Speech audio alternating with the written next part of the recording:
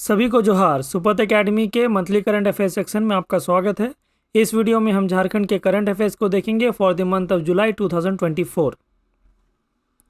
जुलाई के महीने में होने वाले जो इम्पोर्टेंट इवेंट्स है उसमें जो सबसे पहला इवेंट रहा है वो है झारखंड वर्कर्स स्ट्रैंडेड इन कैमरून। झारखंड के 27 वर्कर सेंट्रल अफ्रीकी देश कैमरून में फंस गए थे और उन्हें वहां से निकालने के लिए झारखंड सरकार ने भारत सरकार से गुहार लगाई है। ये जो टॉपिक रहा है यहाँ से अगर इम्पोर्टेंट चीज़ देखें तो जो सेंट्रल अफ्रीकी देश है कैमरून, उसका पोजीशन है ये हमारा कैमरून रहा और इस देश का जो कैपिटल है वो है याओंडे। याओंडे। सभी को कमेंट सेक्शन में ये कमेंट करना है कि इस देश का जो करेंसी है वो क्या है, वो हमें कमेंट सेक्शन में ज़रूर बताएं। नेक्स्ट टॉपिक की तरफ बढ़ते हैं। जो नेक्स्ट टॉपिक है वो हेमंत सोरेन फिर से हमारे झारखंड के 13 चीफ मिनिस्टर के तौर पे उन्होंने अपना शपथ ग्रहण किया है और उन्होंने जो शपथ ग्रहण किया है वो दिलाया है हमारे झारखंड के गवर्नर सीपी राधाकृष्णन। नवंबर के महीने में झारखंड में अभी कौन से हमारे गवर्नर है वो हमें कमेंट सेक्शन में बताएं। और हेमंत सोरेन का ये तीसरा टर्म है और इनका जो कॉन्स्टिट्यूएंसी है ये बरहेट है। झारखंड में हमारे अभी तक टोटल 13 चीफ मिनिस्टर रह चुके हैं। इनमें अगर हमारे चीफ मिनिस्टर्स का अगर लिस्ट देखें, जो हमारे पहले चीफ मिनिस्टर थे वो बाबूलाल मरांडी रहे और वो बीजेपी पार्टी से बिलोंग करते हैं। उसके बाद अर्जुन मुंडा सेकंड नंबर पे, तीसरे नंबर पे शिबू सोरेन। कुछ चीफ मिनिस्टर है वो झारखंड में 3 टर्म के लिए अपना योगदान दिए हैं। उनमें से अगर देखें तो एक अर्जुन मुंडा है जो 3 टर्म के लिए हैं। जो सबसे पहला टर्म देख सकते हैं एक, फिर ये दूसरा टर्म रहा और ये तीसरा टर्म रहा। तो अर्जुन मुंडा 3 टर्म के लिए रह चुके हैं। शिबू सोरेन को अगर देखें तो ये भी 3 टर्म के लिए रह चुके हैं, 1, 2 और शिबू सोरेन का तीसरा टर्म ये रहा 3 टर्म के लिए। और इसके अलावा अगर हम लोग देखते हैं तो हेमंत सोरेन 3 टर्म के लिए रहे हैं, 1, 2, 3। तो टोटल 3 चीफ मिनिस्टर ऐसे रहे हैं जिन्होंने अपना जो झारखंड में चीफ मिनिस्टर रहे हैं वो 3 टर्म के लिए रहे हैं। इनके अलावा जो बाकी जितने चीफ मिनिस्टर रहे हैं सिर्फ 1 टर्म के लिए रहे हैं। जैसे मधु कोड़ा को देखते हैं, फिर रघुवर दास को और नेक्स्ट हमारे चंपई सोरेन को।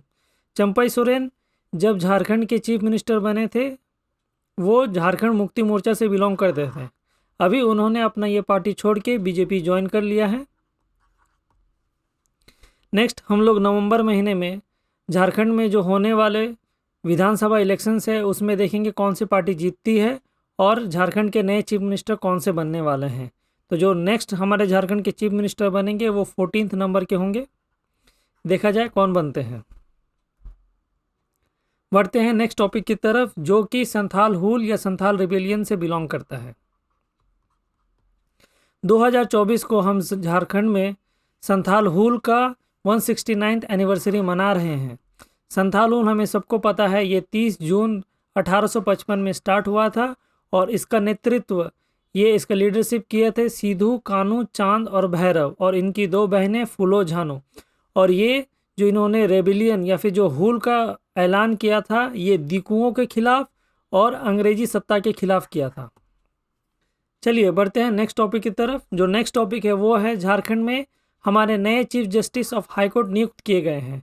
जुलाई के महीने में हम